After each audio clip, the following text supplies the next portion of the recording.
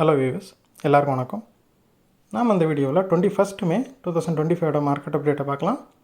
அப்புறம் ஸ்டாக்ஸில் இதெல்லாம் top gainers, இதெல்லாம் டாப் லூசர்ஸ், எஃப்எஸ்டிஸுங்கெல்லாம் வந்து எவ்வளோ க்ரோர்ஸ்க்கு ஸ்டாக்ஸை பை அண்ட் செல் பண்ணியிருக்கிறாங்க, இந்த எல்லா டீட்டெயில்ஸும் நம்ம இந்த வீடியோவில் பார்க்கலாம்.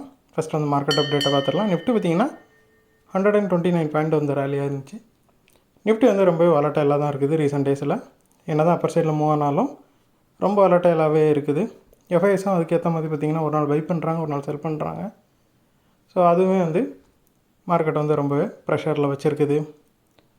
அப்புறம் ஸ்டாக்ஸில் பார்த்திங்கன்னா டாப் கெய்னர்ஸில் ஃபஸ்ட் வந்து பாரத் எலக்ட்ரானிக்ஸ் இருக்குது, ஒரு 19 பாயிண்ட் வந்து ரேலி ஆகிருக்குது. ப்ரோக்கரேஜஸ் எல்லாமே வந்து இதோட Q4 ரிசல்ட் மேலே வந்து ரொம்பவே ஆப்டிமிஸ்டிக்காக இருக்காங்க. ஸோ அதோட இம்பேக்டில் பார்த்திங்கன்னா பாரத் எலக்ட்ரானிக்ஸ் வந்து ரேலி ஆகிருக்குது. அப்புறம் சிப்லா பார்த்திங்கன்னா டாப் கெய்னர்ஸில் செகண்ட் இருக்குது, ஒரு 28 பாயிண்ட் வந்து ரேலி ஆகிருக்குது.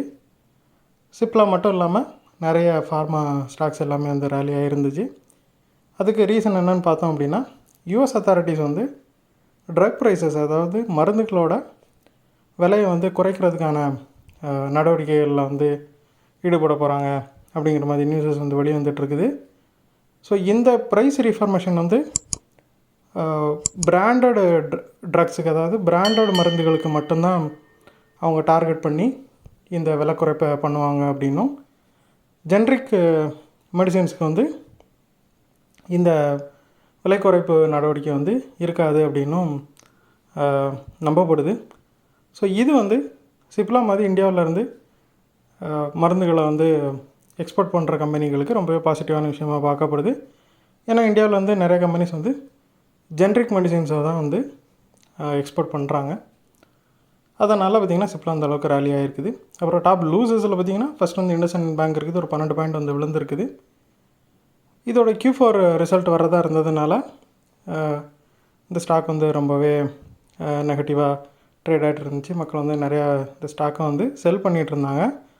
ஸோ அதுக்கு ஏற்ற மாதிரி வந்து ரிசல்ட்டும் வந்து ரொம்பவே போராக தான் வந்துச்சு. அந்த அளவுக்கு பாசிட்டிவான நியூஸஸ் எதுவுமே ரிசல்ட்டில் இல்லாததுனால இந்த ஸ்டாக் வந்து இந்த அளவுக்கு வீழ்ச்சியை சந்திச்சிருக்குது. அப்புறம் JSW ஸ்டீல் பார்த்திங்கன்னா ஒரு 11 பாயிண்ட் வந்து விழுந்திருக்குது. இவங்க வந்து பூஷன் பவர்ஸ் அண்ட் ஸ்டீல் அப்படிங்கிற ஒரு கம்பெனியை வந்து அக்விசிஷன் பண்ணியிருந்தாங்க. ஸோ அது ரிலேட்டடான ப்ராப்ளம்ஸ் வந்து இனிமேல் நிறையா போயிட்டுருக்குது. ஸோ அதோட இம்பேக்டில் பார்த்திங்கன்னா இது விழுந்திருக்குது. அப்புறம் எஃப்ஐஸை பார்த்தோம் அப்படின்னா 2 நாள் செல்க்கு அப்புறமா முறையாக பை பண்ணுறாங்க. 2201 கோடிக்கு வந்து பை பண்ணியிருக்கிறாங்க.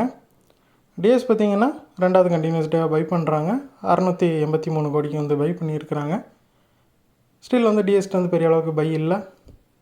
இருந்தாலும் டிஎஸ் எஃப்ஐஸ் 2 பேருமே வந்து பை சைடில் இருந்ததுனால மார்க்கெட் வந்து கொஞ்சமாக பாசிட்டிவாக க்ளோஸ் ஆச்சுது.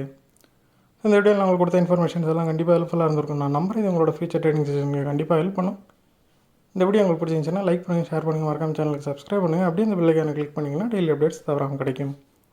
தேங்க்ஸ் ஃபார் வாட்சிங். Keep supporting. நான் இன்னொரு வீடியோ உங்களுக்கு சந்திக்கிறேன். தேங்க்யூ.